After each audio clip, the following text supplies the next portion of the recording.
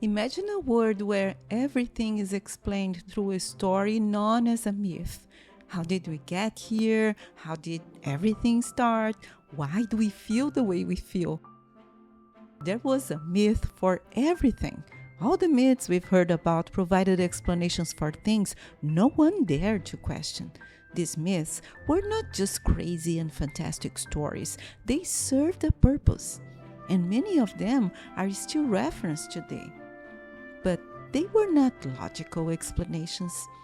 Then a group of people finally said, "Wait a minute, there might be better answers to those questions." They started groups to discuss and exchange ideas, beginning with observations and the wonder of nature. This initiative is attributed to a man called Thales of Miletus. From the ideas of this group, new theories would emerge about the creation of the world, nature, humanity, knowledge, behavior, and science.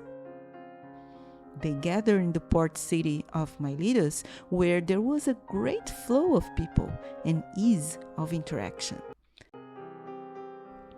Philosophy arises both from curiosity and amazement, resulting from the observation of nature and the rejection of myth as the sole explanation.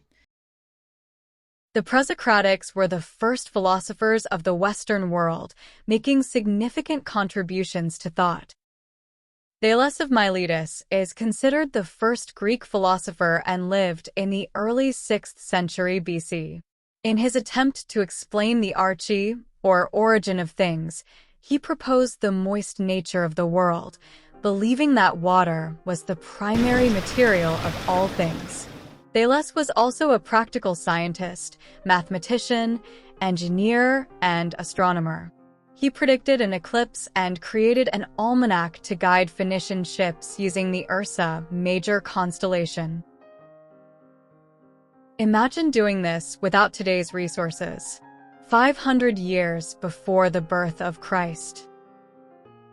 One of his greatest contributions was founding the first school of philosophers in Miletus, refuting myth-based explanations of the world and seeking rational clarifications based on observation. Anaximander of Miletus was a disciple of Thales. He believed that the primary element of things was indeterminate, apeiron.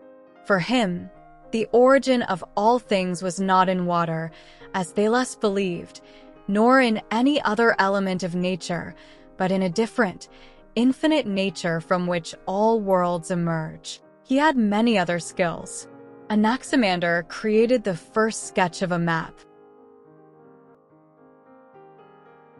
Anaximenes, the third philosopher of the Milesian school, was a disciple of Thales. He asserted that the arche was air, not water, as air is present in all things in different states, condensation in wind, clouds and water, and rarefaction in fire. He concluded that humans live as long as they breathe, so air was the principle of life. Pythagoras founded the Pythagorean Society in the second half of the 6th century BC, a secret society, full of mysteries and strict rules, like those in Dan Brown's The Da Vinci Code. Society sought, among other things, the cultivation of the soul and cosmic harmony. Regarding the arche, he said that all things are numbers. Pythagoras made significant contributions to mathematics, discovering the relationship of equality between the square of the hypotenuse and the sum of the squares of the legs of a right triangle known as the Pythagorean theorem. He was also essential to the development of music. For the Pythagoreans, music was a numerical relationship. Heraclitus is the philosopher of constant movement. You might have heard his famous phrase that one cannot step into the same river twice, because neither the person nor the river remains the same. For Heraclitus, reality is one but simultaneously many things due to constant movement.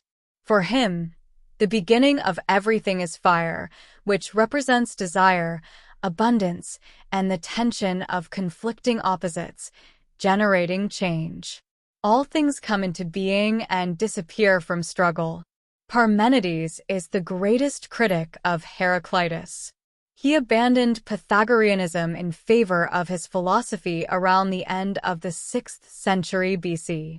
For Parmenides, change or becoming is an illusion. He introduced the distinction between reason and sensation, truth and appearance, and the philosophy of being. His famous phrase is, "Whatever is, and what is not cannot be." This is what philosophy is about. It inspires us to regain the natural curiosity of children, observe the world around us, and seek the truth, not because it's right or wrong, but because it makes us more human. It allows us to do what only we can do. Think. Despite the significant discoveries made by philosophers up to the contemporary world and the fact that some concepts developed by the presocratics were flawed, their contribution is undeniable. They may not have found answers to all of humanity's questions, but they competently raised questions that remain unanswered to this day.